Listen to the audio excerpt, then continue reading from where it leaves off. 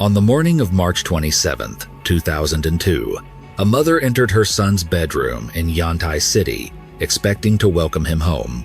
Instead, she walked into a slaughterhouse.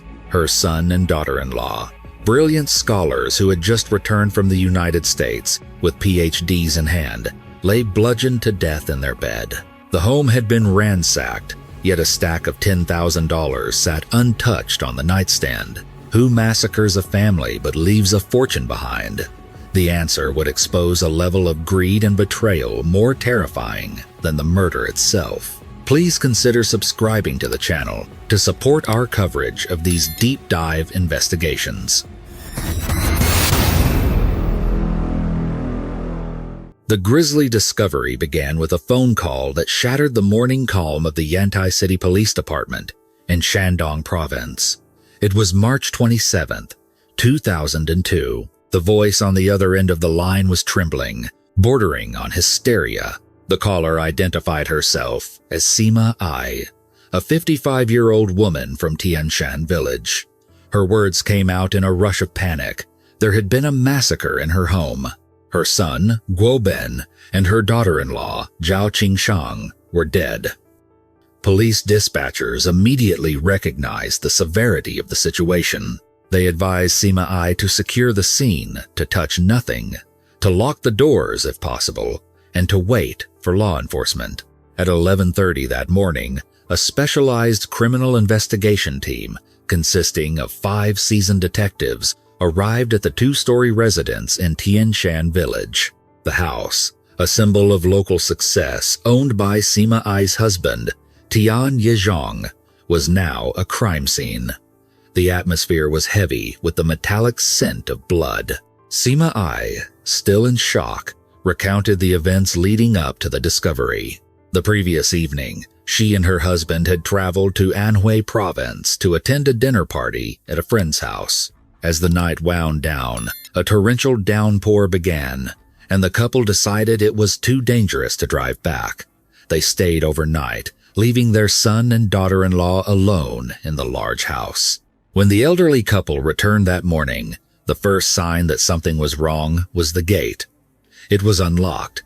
The front door stood slightly ajar, creaking in the wind. Sima Ai called out to her son and his wife, expecting a groggy reply, but the house remained swallowed in an ominous silence. Stepping into the living room, her heart sank. The room was in chaos. Drawers were pulled out, contents spilled onto the floor, and cabinets had been rifled through. It bore all the hallmarks of a violent break-in. Terror seized her as she climbed the stairs to the second floor. The door to the couple's bedroom was wide open. Inside, the nightmare awaited. Upon entering the bedroom, investigators found the bodies of 34-year-old Guo Ben and his wife, 34-year-old Zhao Qingshang. The brutality of the attack was immediately apparent. Guo Ben lay on the outer side of the bed. His posture was disturbingly peaceful, almost as if he were still sleeping. His legs were straight, and the blanket was pulled up to his abdomen, with his hands resting atop the fabric. However, the blanket was stiff with dried blood. Guo Ben had suffered catastrophic blunt force trauma to his head, face, and chest. The fatal blow appeared to have been delivered to the left side of his chest. The uniformity of the wounds suggested a methodical, rhythmic attack. Police quickly determined the murder weapon was a heavy, blunt object, likely a hammer or the back of an axe. Beside him lay Zhao Qingshang. Her final moments had clearly been more prolonged and terrified than her husband's. She was found lying on her side, her body contorted. The blood spatter pattern on the adjacent wall told a harrowing story. High-velocity impact spatter suggested she had been struck while trying to rise. It appeared that the noise of her husband's murder had woken her. She had likely bolted upright, only to be intercepted by the killer. Her injuries were concentrated on her left temple, her left arm, the back of her head, and her back. The wounds on her arm were classic defensive injuries. She had raised her arm to shield her face from the raining blows. The bedsheet beneath her was bunched and twisted, indicating a desperate struggle. A forensic comparison of the wounds on the two victims revealed a chilling discrepancy. While Guo Ben had been killed efficiently, almost mechanically, Zhao Qingsheng's body bore the signs of overkill. The density of the wounds was higher, and the force used was significantly greater. This was not just a silencing of a witness. It felt personal. The killer seemed to harbor a deep-seated hatred for the woman, striking her with a ferocity that went beyond what was necessary to end her life. As detectives expanded their search through the house, the narrative of a simple burglary began to fracture. Every room in the house had been tossed. Sima Ai confirmed that a significant amount of cash and jewelry kept in her own bedroom was missing. The thief had been thorough, tearing through the home in search of valuables. And yet, there was a glaring anomaly. On the vanity table in the victim's bedroom, right next to the scene of the double homicide, sat a neat stack of cash. It was secured with a rubber band, sitting out in plain sight. It was not a trivial amount. Sima Ai told police the stack contained 10,000 United States dollars. This detail baffled the investigators. $10,000 was a fortune in 2002, especially in a rural village. Why would a burglar, who had meticulously ransacked the rest of the house for jewelry and cash, leave the most valuable portable item behind? Sima Ai explained that the money belonged to her son and daughter-in-law.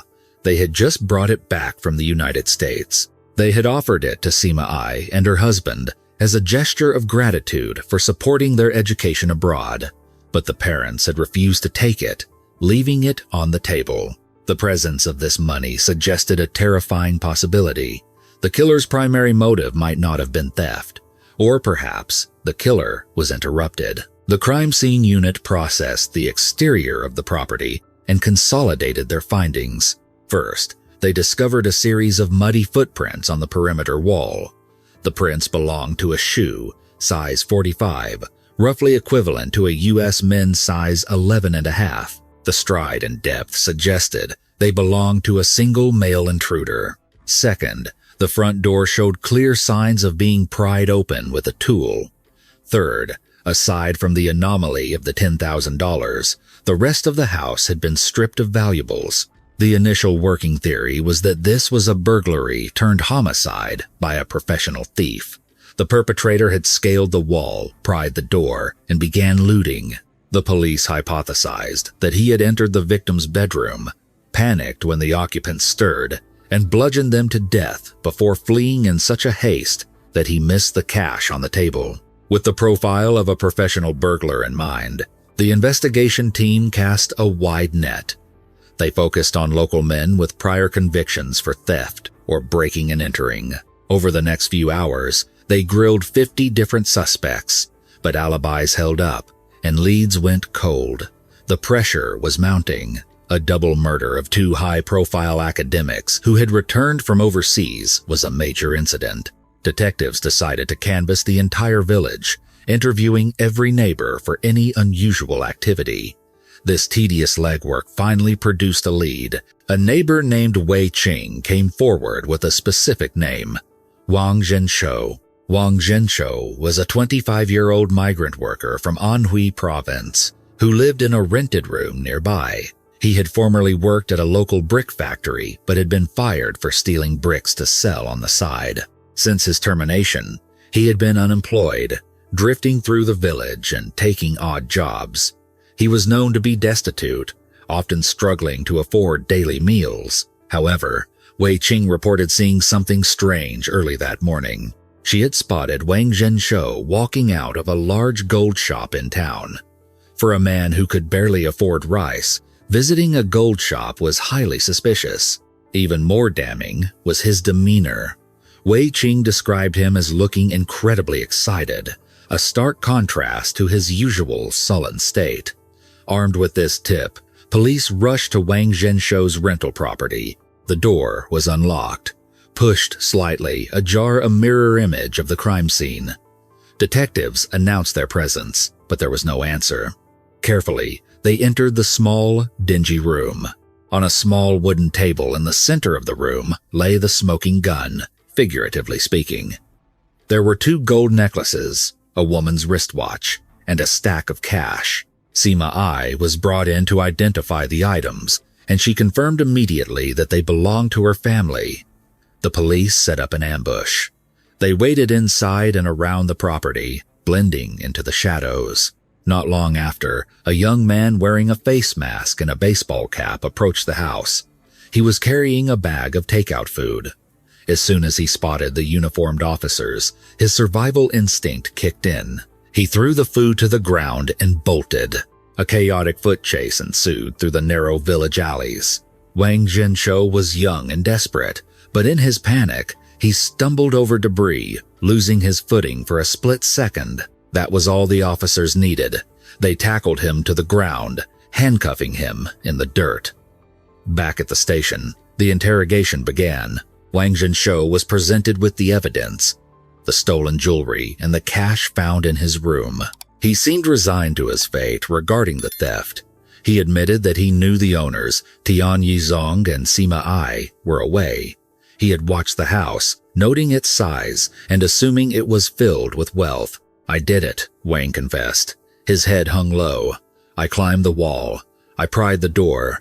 I took the things." He described his movements in detail. He had entered the first floor, sweeping through the rooms and pocketing the watch and cash. Then, he moved to the second floor. He opened the first bedroom door, saw a photo of the elderly owners, and ransacked the room, finding the gold necklaces. He stuffed them into a plastic bag tucked into his waistband. Then, the interrogation took a sharp turn. When detectives pressed him about the murders in the second bedroom, Wang Zhenshou froze. "I didn't kill anyone," he stammered, his face draining of color. The detectives slammed their hands on the table. They threatened him with the death penalty, explaining that confessing to murder might be his only chance for leniency, whereas lying would guarantee a firing squad. They expected him to break. Instead, Wang looked genuinely bewildered. He insisted, with terrified consistency, that he had never entered the second bedroom. "I was about to," Wang explained, his voice shaking. "I was reaching for the handle of the second door, but then I heard a noise, footsteps, inside the room. I thought the old couple had come home early. I was scared. I ran. I didn't touch them. I swear, I didn't see anyone." The investigators were skeptical. It was a convenient story. He admits to the lesser crime of burglary to avoid the capital crime of murder. They held him for hours, drilling him on every detail, looking for a crack in his story. But Wang Zhenshou remained steadfast. He was a thief, he admitted, but not a killer. While one team hammered away at Wang, another team reviewed the timeline and forensic evidence. There was a problem. Wang's clothes, which they had seized, had no blood on them. The crime scene was a bloodbath. Bludgeoning two people to death with a blunt object would have resulted in significant cast-off blood on the attacker. Wang's shoes matched the size 45 prints on the wall, confirming he was there, but the lack of blood transfer was puzzling. Furthermore, Sima Ai mentioned something during a follow-up interview that shifted the spotlight. She revealed that her son and daughter-in-law had only been back in China for a few days. They were scheduled to fly back to the United States that very afternoon. Sima Ai then dropped a piece of information that changed the trajectory of the investigation. She described her daughter-in-law, Zhao Qingshang, and her son, Guo Bin, as gentle academic types with very few social connections in the area. They had spent almost all their time studying. However, before coming to stay with Sima Ai, the couple had visited Zhao Qingshang's biological parents. Sima Ai hesitated before speaking about her in-laws. She described Zhao Qingshang's father, a man named Zhao Yuling, with palpable distaste. She called him patriarchal, domineering, and known for his bad temper. He wasn't a good man, she told detectives. He was violent with his wife and daughter. Sensing a new lead, the police decided to pay a visit to Zhao Yuling to inform him of his daughter's death and gauge his reaction. When the squad car pulled up to Zhao Yuling's house, the scene seemed mundane. Zhao Yuling was in the courtyard, hunched over a basin, vigorously washing something. As the officers approached, he seemed to startle. He quickly grabbed the object he was washing, hurried inside the house, and then returned empty-handed to greet the police. The detectives introduced themselves and broke the tragic news. They watched his face closely for a reaction. Zhao Yuling invited them inside, calling for his wife to join them. As the police asked routine questions about the couple's visit, Zhao Yuling began to weep. It was a theatrical performance. He spoke through choked sobs, lamenting the loss of his brilliant daughter and son-in-law. "I never imagined such a tragedy," he wailed. "They went abroad to build a career, and just when they returned to reunite with us, this happens. If only their flight yesterday hadn't been canceled, they would still be alive." His grief seemed profound, and his wife sat beside him, weeping silently. The detectives, seasoned as they were, initially felt a pang of sympathy. It seemed like a broken home mourning a terrible loss. The interview concluded, and the officers stood up to leave, satisfied that they had done their duty.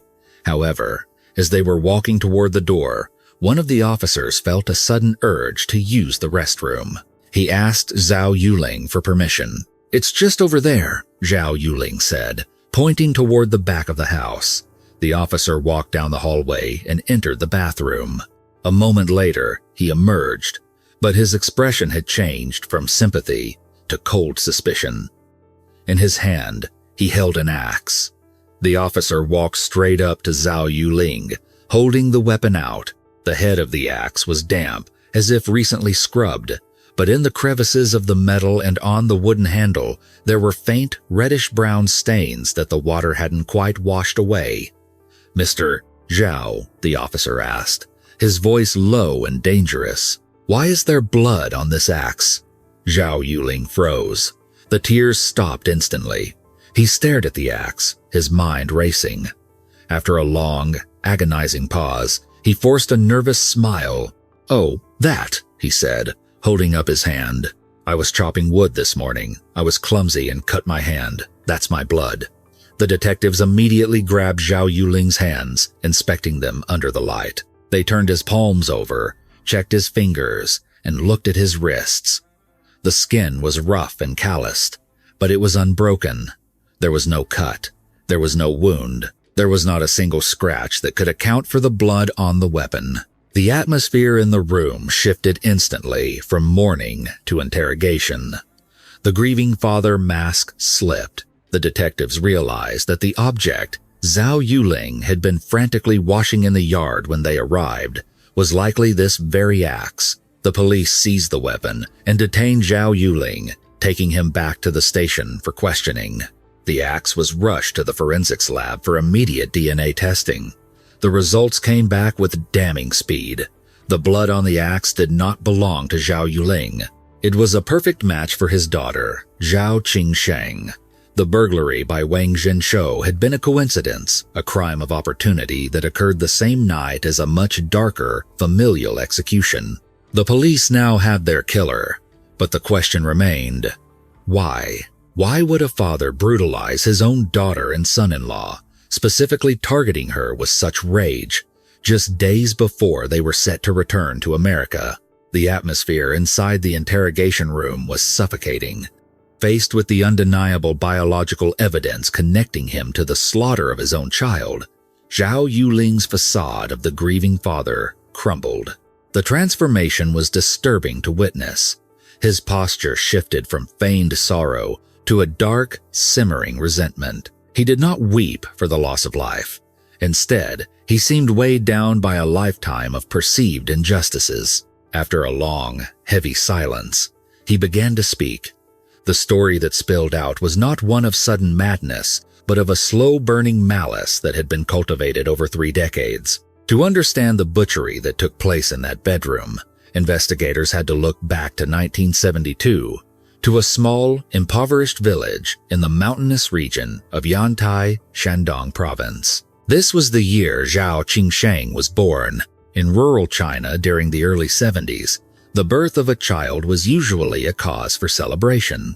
But for Zhao Yuling, the arrival of his firstborn was a bitter disappointment. He was a man deeply entrenched in traditional feudal ideologies, where a son was the family's roof beam, the carrier of the bloodline and the future provider, while a daughter was viewed as spilled water, a resource to be raised only to be given away to another family upon marriage. When the midwife announced that the baby was a girl, Zhao Yuling flew into a rage. There were no smiles, no cigars, and no celebration. Instead, he directed his fury at his wife. He refused to let her rest during her confinement period, a crucial time for postpartum recovery in Chinese culture. While other new mothers were pampered with nutrient-rich soups and rest, Zhao Yuling forced his wife back to work immediately. She was made to wash clothes in freezing water, cook, and clean, serving penance for the failure of bearing a daughter. Zhao Yuling was obsessed with correcting this mistake.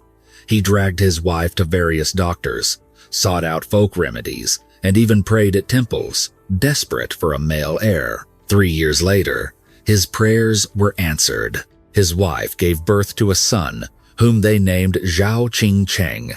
The contrast in the reception of the two children was stark and cruel. When Qingcheng was born, Zhao Yuling was ecstatic. Despite the family's modest means, he drained their meager savings to throw a lavish full moon banquet for the village, a traditional celebration for a month-old baby. He paraded his son around like a trophy. It was a celebration he had never even considered for his daughter. From that moment on, the household dynamics were set in stone. Zhao Qingsheng became a second-class citizen in her own home. Every resource, every scrap of affection, and every opportunity was funneled toward her younger brother. If there was meat on the table, it went into Qingqing's bowl. If there was a new toy, it was placed in Qingqing's hands. Qingsheng was left with the scraps and the broken hand-me-downs. As a young girl, Qingsheng rationalized this treatment. She told herself that her brother was smaller and needed more care, but as the years went by, the disparity became impossible to ignore. It wasn't just favoritism, it was active neglect. Neighbors often treated her with more kindness than her own parents did. She felt less like a daughter and more like an unwanted servant who had overstayed her welcome. A pivotal moment occurred when a wandering fortune-teller passed through the village. While Qingsheng was busy with chores, sweeping the dusty courtyard, the old man observed her. He commented to Zhao Yuling that the girl had a bright forehead and intelligent eyes, predicting that her future would be wide and prosperous. For a brief second, Zhao Yuling looked surprised, perhaps even pleased. But the expression curdled quickly. In his mind, a successful daughter was a waste. If she became wealthy, she would take that wealth to her husband's family. She was an investment with no return for him. He quickly pushed his son, Qingcheng, toward the fortune-teller, demanding a reading for the boy. The old man looked at the spoiled, coddled boy and shook his head, muttering that the boy's future was difficult to speak of. Zhao Yuling chased the man away, refusing to believe that his golden child was anything less than perfect. The fortune-teller, however, was right. Qingsheng was naturally brilliant. From elementary school through junior high, she was consistently at the top of her class. The walls of their crumbling home were plastered with her academic certificates, paper accolades that her father barely glanced at. She was the model child, studious, obedient, and hardworking. After school, she would immediately begin the household chores, cooking and cleaning while her brother played. Zhao Qingcheng, on the other hand, struggled. A childhood bout of high fever had been left untreated for too long, resulting in permanent neurological damage. He developed epilepsy and cognitive difficulties. This tragedy should have elicited sympathy, but for Zhao Yuling, it became a strategic pivot point. He decided that his brilliant, capable daughter should be sacrificed to ensure the survival of his son. When Qingsheng was in her early teens, Zhao Yuling decided to pull her out of school. He reasoned that she had learned enough to read and write. Any further education was a waste of time and money. Her true purpose, he declared, was to stay home, work the fields, and act as a lifelong nursemaid for her epileptic brother. He explicitly stated his philosophy: a daughter is eventually married off, so why invest in her? Qingsheng was devastated. School was her only escape, her only validation. but she was terrified of her father's temper and dared not disobey. It was her homeroom teacher who saved her. When Qing Sheng stopped showing up for class, the teacher, recognizing her immense potential, trekked to the village to confront Zhao Yuling. The negotiations were tense. The teacher pleaded with Zhao Yuling, explaining that Qing Sheng's grades were good enough to get her into a top university, which could change the family's fortune forever. Zhao Yuling was unmoved by talk of academic excellence. He only relented when he saw a different angle. He agreed to let her return to school, but there was a condition, a devil's bargain. He told the teacher and his daughter that if she wanted to study, she had to swear that she would be responsible for her brother's financial future. She had to promise that she would support him for the rest of his life. Desperate to return to the classroom, Qing Sheng agreed. She viewed this not as extortion, but as a chance. She cherished the opportunity, throwing herself into her studies with a ferocity born of survival instinct. Her hard work paid off spectacularly. Zhao Qingsheng was accepted into Nankai University in Tianjin, one of the most prestigious and elite universities in all of China. In the village, this was headline news. People flocked to congratulate Zhao Yuling, praising him for raising such a talented child. He basked in the attention, smiling and accepting the compliments as if her success were his own doing.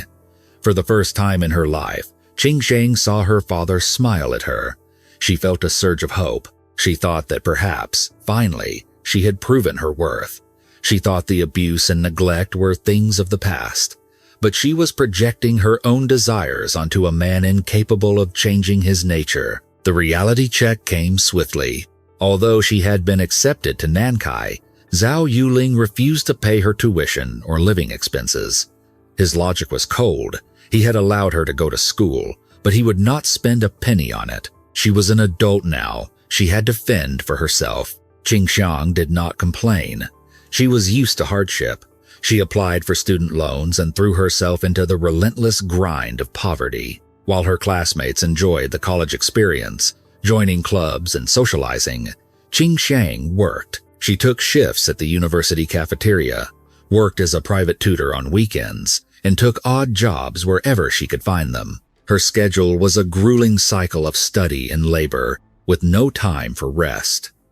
Despite the fact that her parents never called to ask if she was eating well or if she was tired, Qingsheng remained a dutiful daughter. She adhered to the Confucian virtue of filial piety. Whenever she scraped together a meager surplus from her multiple jobs, she sent it home to Shandong. She knew her parents were aging and that caring for her brother was difficult, so she sacrificed her own comfort to ease their burden. During summer breaks, when other students went home to visit family, Qingsheng stayed in the city, working full-time to save for the next semester's fees. After 4 years of struggle, she graduated. But Qingsheng wasn't done. She wanted to pursue a master's degree. When she told her father, he exploded. He demanded she return home immediately, get a job, and start pumping cash into the family coffers. He accused her of being selfish. But Qingsheng, having tasted the wider world, stood her ground. She insisted on continuing her education.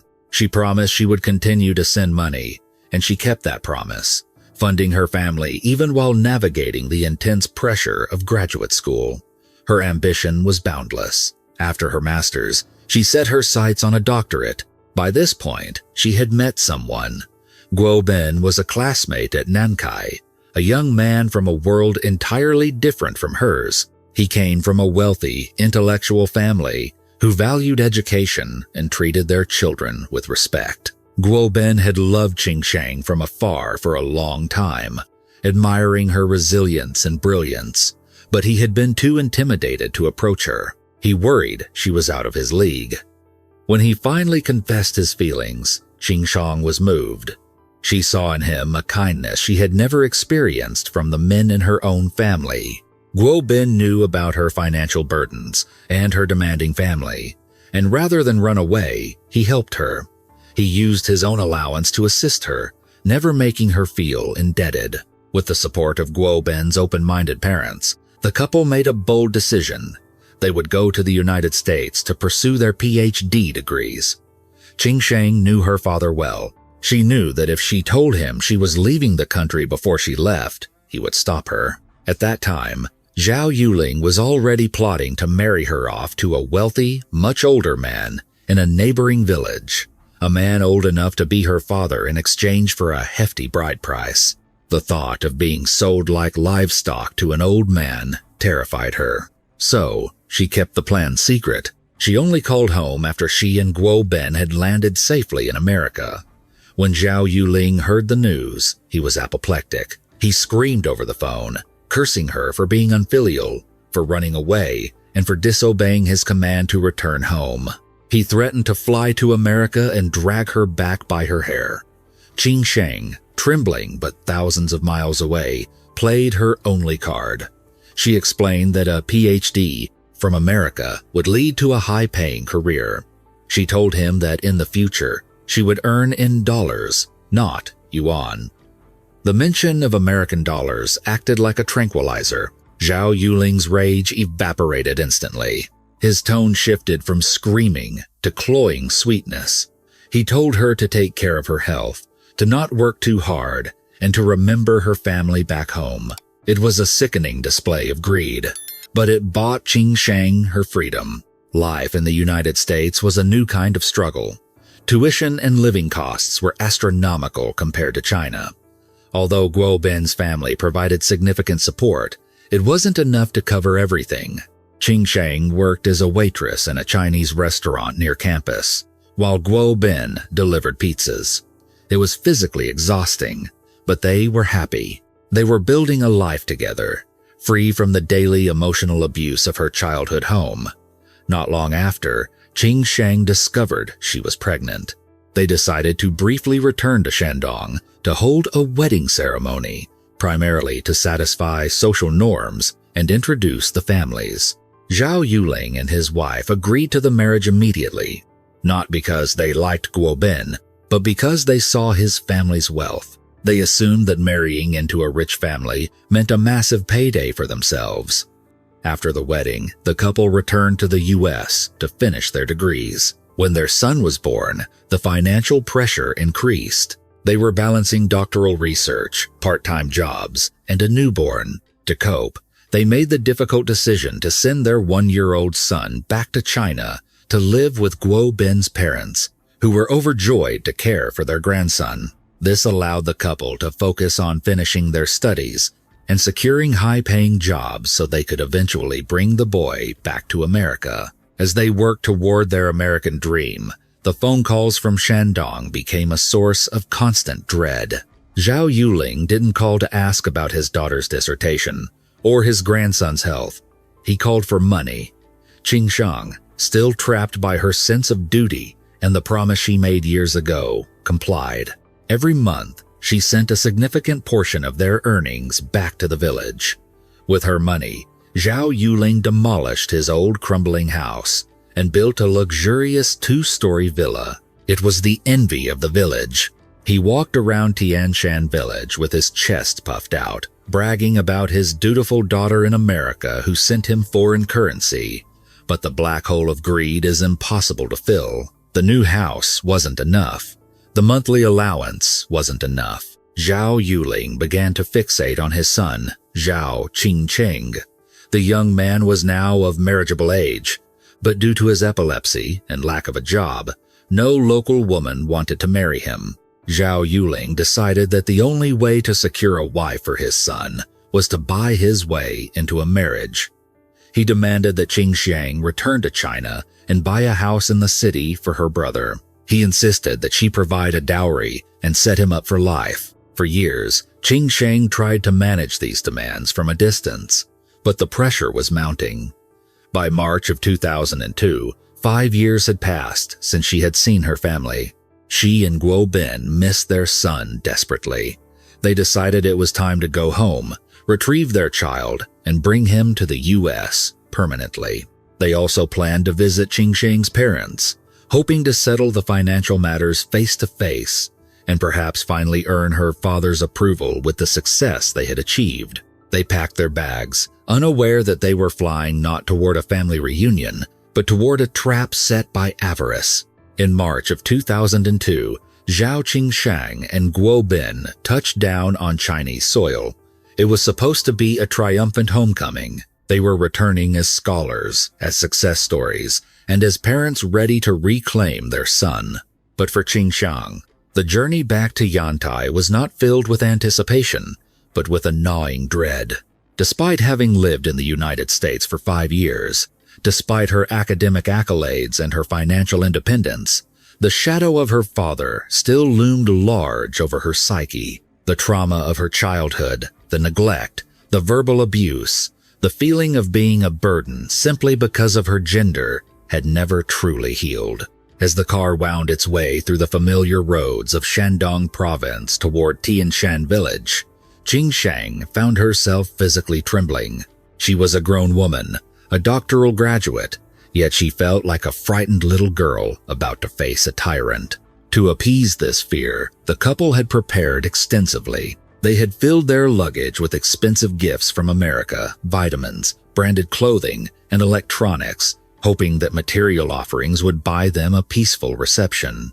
Qingshang prayed that her father would be happy to see her, or at least satisfied with the success she had brought to the family name. When they arrived at the luxurious 2-story villa, the very house that had been built with the money Qingshang had sent home month after month, the greeting was chillingly anticlimactic. Zhao Yuling did not hug his daughter. He did not ask about her life in America. He barely glanced at the pile of gifts they had lugged across the ocean. After a few perfunctory words, he turned his back and walked away, leaving Qingshang standing in the courtyard with a sinking heart. Her mother tried to smooth things over, whispering that her father was just bad at showing emotions and that deep down he was proud. But Qingshang knew better. She knew that look in his eyes. It wasn't stoicism, it was calculation. She sensed that he was still angry about something, perhaps a remittance that had arrived a few days late, or a sum he deemed insufficient. The tension finally snapped during lunch. The family was gathered around the table, a scene that should have been joyous. Instead, the air was thick with unspoken resentment. Zhao Yuling did not ask about their flight or their studies. He laid down his chopsticks, looked directly at his daughter, and asked the only question that mattered to him. "How much money did you bring back this time?" The bluntness of the question sucked the oxygen out of the room. Qingshang froze, glancing nervously at her husband. Before she could answer, her father continued, his voice rising. "You need to buy a house for your brother in the city immediately," Zhao Yuling commanded. "He needs to get married. He needs to produce an heir for this family. If you don't do this, don't bother calling yourself my daughter." He then slammed his hand on the table, the sound echoing off the walls. It was a power move, designed to intimidate. Through her mother's hushed explanations, Qingshang learned the context of this demand. Her brother, Zhao Qingsheng, had recently met a woman who had agreed to marry him. However, the woman was well aware of Qingsheng's epilepsy and lack of employment. As insurance, she had issued a non-negotiable ultimatum. She would only marry him if he owned a large, modern house in the city center. Zhao Yuling, desperate to secure a grandson to carry on his lineage, had agreed without hesitation. But Zhao Yuling had no money. In his mind, the solution was obvious. His wealthy, American-educated daughter would pay for it. For the first time, however, Qingshang was not alone in facing her father.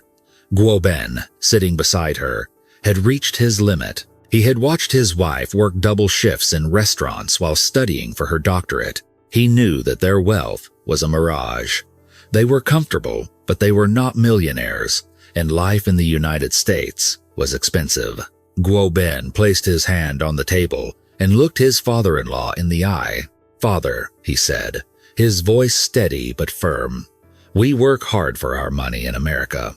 It does not grow on trees. We scrimp and save to send money back to you every month for your retirement. But you have never once asked if we are tired. You have never asked if we are struggling. We barely have any savings left. We cannot buy a house in the city. The refusal was unprecedented. Zhao Yuling was stunned. In his world, children were property, and obedience was mandatory. To be challenged by his son-in-law at his own table was an insult he could not abide. "You are lying," Zhao Yuling screamed, his face turning a shade of crimson. "You are just pretending to be poor so you don't have to help us, you ungrateful wolves." In a fit of rage, he grabbed a handful of chopsticks and threw them across the table, striking Guo Ben and Qing Shang in the face. The humiliation was sharp and immediate. Qing Shang, terrified of escalating the violence, grabbed her husband's arm, signaling him to stop. She lowered her head, swallowing her pride to keep the peace, just as she had done her entire life. But silence did not buy them peace. Over the next few days, the harassment was relentless. Every time Qing Shang walked into a room, her father was there, whispering, demanding, and threatening. "Buy the house. Buy the house. Your brother needs a wife." Exhausted and desperate to make the torment stop, Qing Shang checked their bank accounts. She withdrew 1,600 United States dollars, roughly equivalent to 39 million Vietnamese dong at the time, a massive sum for a rural family in 2002. She handed the cash to her father, hoping it would be enough to silence him. It was a futile gesture. To a man like Zhao Yuling, whose greed was a bottomless pit, $1,600 was an insult. He wanted a house in the city, an asset worth tens of thousands. He took the money, but his attitude did not improve. He continued to berate her, accusing her of holding out on him. The breaking point came a few days later during dinner. Zhao Yuling overheard a conversation between Qing Shang and her mother. Qing Shang mentioned that she had given 10,000 United States dollars, nearly 243 million Vietnamese dong, to Guo Ben's parents. This money was a repayment. Guo Ben's parents had funded their initial trip to America, paid for their tuition when they were struggling, and had raised their grandson for a year. The $10,000 was a gesture of gratitude and a reimbursement for the costs of childcare and education. To Zhao Yuling, however, this was an act of treason. His logic was twisted by narcissism. He believed that because he had given Qing Shang life, he owned her and everything she produced. The fact that she had given a small fortune to outsiders, her husband's family, while refusing to buy a house for his son, drove him into a frenzy of jealousy and rage. He exploded. The insults he hurled at her were vicious. He called her a traitor, a dog who bit the hand that fed her. He screamed that he had wasted rice raising her, only to have her give her wealth to strangers. The atmosphere in the house became toxic. It was no longer just uncomfortable, it was dangerous. Guo Ben and Qing Shang retreated to their room. Shaking, they realized they could not stay another day. They made a plan to leave the next morning, travel to Guo Ben's parents' house to pick up their son, and fly back to the United States immediately. Before they left, Zhao Yuling made one final attempt. He cornered them as they were packing. "The house," he growled. "Are you going to buy it or not?" Guo Ben stepped in front of his wife, shielding her. "No," he said, with finality, "we cannot afford it, and we will not do it. We will continue to send monthly support when we can, but we cannot buy a house. Please understand." Zhao Yuling stared at them, his eyes cold and dead. It was the stare of a predator looking at prey that had slipped the trap. He didn't scream this time. Instead, he spoke in a low, menacing voice. "My son cannot get a wife because of you," he hissed. "If he cannot live a good life, then you two will not live a peaceful life either." The couple bowed, adhering to etiquette despite the threat, and fled the house. They drove to the home of Sima Ai and Tian Yizong, Guo Ben's parents, seeking sanctuary. They planned to stay the night there and head to the airport the following day. They thought they had escaped. They were wrong. On the night of March 26th, back in the villa that Qing Shang's money had built, Zhao Yuling was drinking alone. The alcohol fueled his simmering rage. As he stumbled through the hallway, he passed his son's room. Zhao Qingcheng was on the floor, convulsing in the grip of an epileptic seizure. Seeing his son, his only heir, the roof beam of his family writhing on the floor, helpless and unmarried, something inside Zhao Yuling snapped. He recalled the humiliation of the rejected proposal. He thought of the $10,000 his daughter had given to the other family. He blamed Qingsheng for his son's suffering. If she had just bought the house, his son would have a wife to care for him. He began to smash furniture in a blind fury. His wife rushed out, terrified, and managed to calm him down enough to get him into bed. But Zhao Yuling could not sleep. He lay in the dark, tossing and turning, muttering to himself. His mind was a whirlpool of resentment. "She has money for them, but not for me," he whispered to the darkness. "She is my daughter. Her life belongs to me." Around midnight, a terrifying clarity settled over him. He knew the layout of Guo Ben's parents' house perfectly. He knew they were elderly.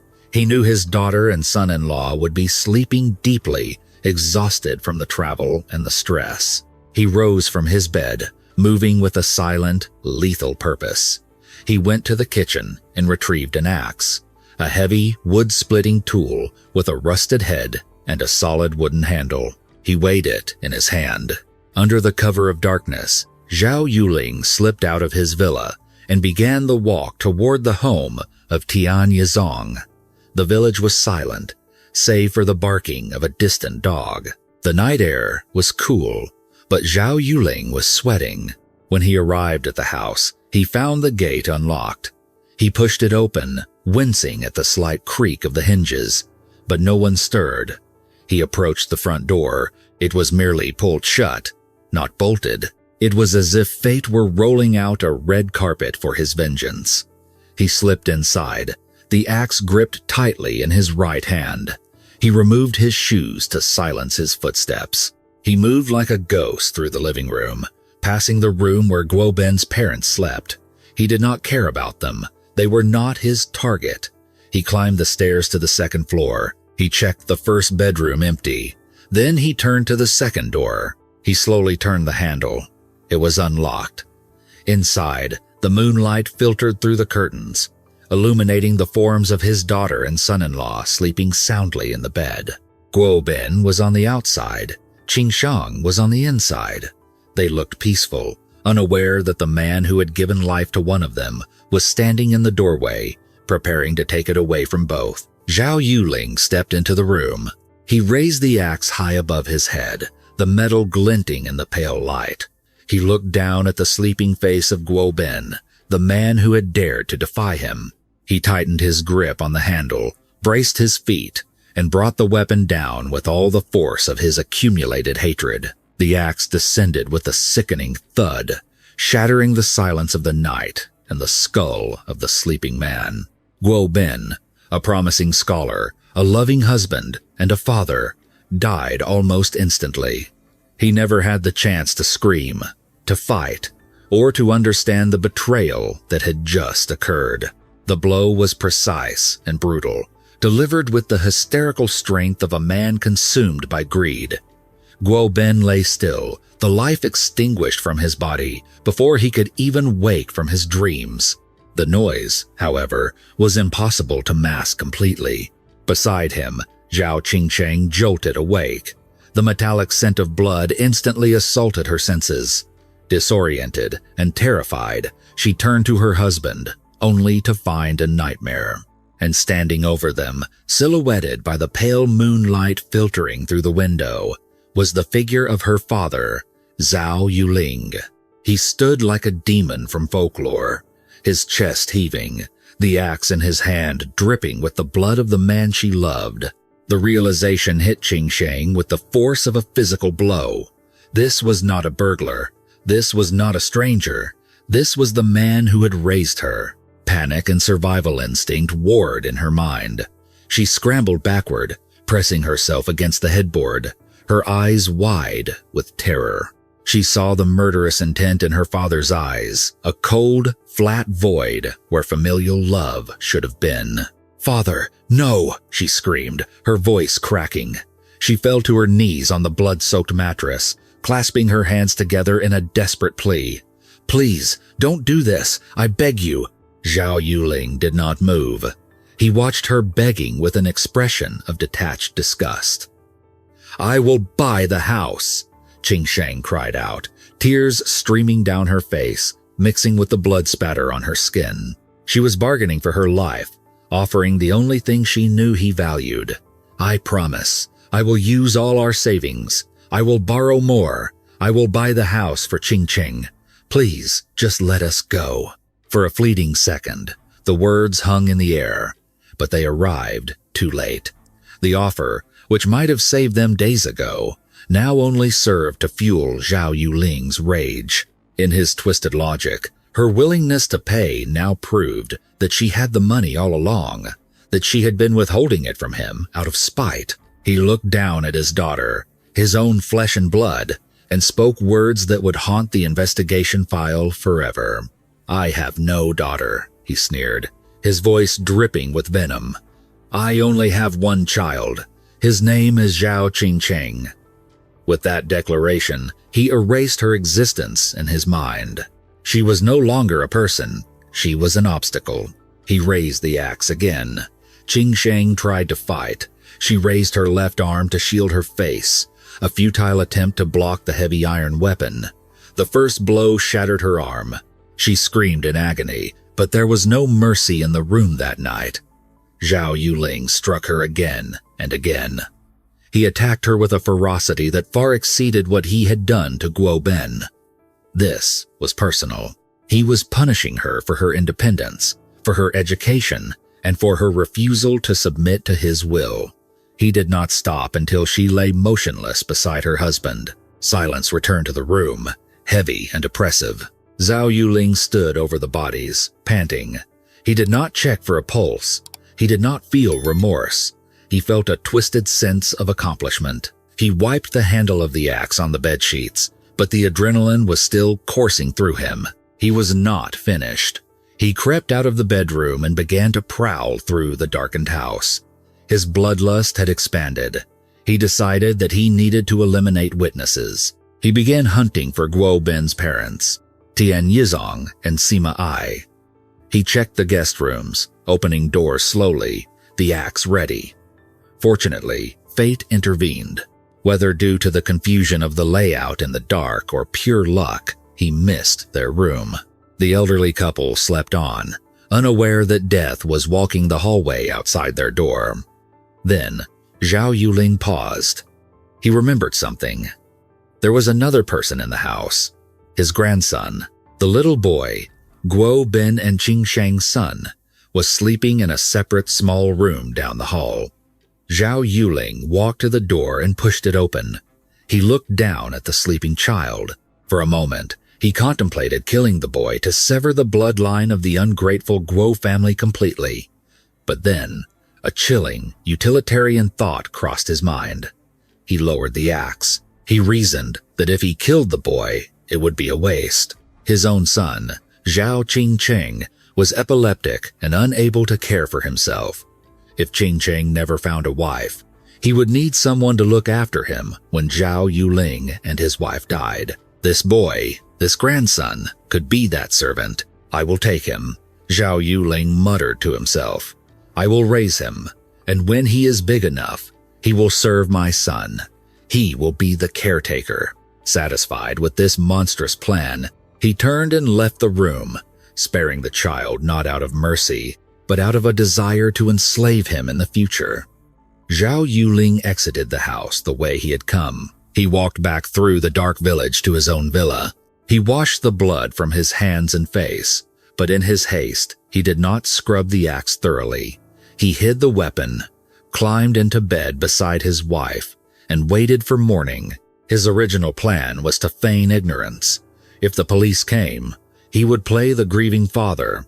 If the heat got too intense, he told himself he would surrender. However, the next morning brought a surprise. The police arrested Wang Zhenshou, the thief who had coincidentally burgled the house earlier that night. When Zhao Yuling heard that a suspect was in custody and that the police believed it was a robbery gone wrong, he felt a surge of relief. He decided to stay silent. he would let the thief take the fall. He believed he had gotten away with the perfect crime, but he had underestimated the tenacity of the forensic team and the slip-up with the axe. Following his arrest and the positive DNA match, Zhao Yuling's confession was as chilling as the crime itself. Sitting in the interrogation room, he showed zero emotion when describing the murder of his daughter. He spoke of her as if she were a broken appliance that he had discarded. "I gave her life," he told the detectives, his face a mask of arrogance.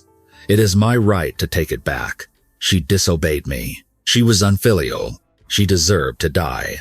He expressed regret only for himself. He lamented that he would not be around to see his son get married. He blamed Qing Sheng for forcing him to become a murderer. In his mind, he was the victim. The trial was swift. The brutality of the crime, combined with the irrefutable forensic evidence and his own callous confession, left no room for defense. The court found Zhao Yuling guilty of 2 counts of intentional homicide. On October 28, 2002, Zhao Yuling was led to the execution ground. Even as he faced the firing squad, he remained unrepentant. He went to his death believing he was justified, a martyr for the patriarchal values he held so dear. But the horror of the story did not end with the gunshot. In the weeks following the murders, while the bodies of Guo Ben and Zhao Qingsheng were still in the morgue, waiting to be laid to rest, the Zhao family launched a final assault. Zhao Qingsheng's uncle and her brother, Zhao Qingcheng, filed a lawsuit against the grieving parents of Guo Ben. Their demand was breathtaking in its audacity. They argued that since Qingsheng was dead, her assets, including the money in her bank accounts and the $10,000 found at the scene, should be part of her estate, and as her closest relatives, they claimed they were entitled to a share of that inheritance. They were suing the family of the man their father had murdered, trying to extract the very money that had sparked the massacre in the first place. The lawsuit sparked public outrage. The media coverage was scathing. The community in Yantai, initially shocked by the murders, was now revolted by the greed of the Zhao clan. The idea that the family of the killer would try to profit from the deaths was a moral obscenity. The court, thankfully, saw through the predatory legal maneuver. The judge dismissed the claims, ruling that the killer's family had no right to profit from the crime and that the assets belonged to the couple's son and Guo Ben's surviving parents. The tragedy of Zhao Qingsheng is a stark, bloody reminder of the dark side of traditional filial expectations. She did everything right. She was a brilliant student, a hard worker, and a devoted daughter who tried to lift her family out of poverty.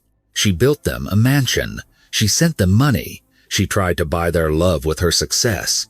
But to a father like Zhao Yuling, she was never a human being. She was a resource to be mined. She was an object to be controlled.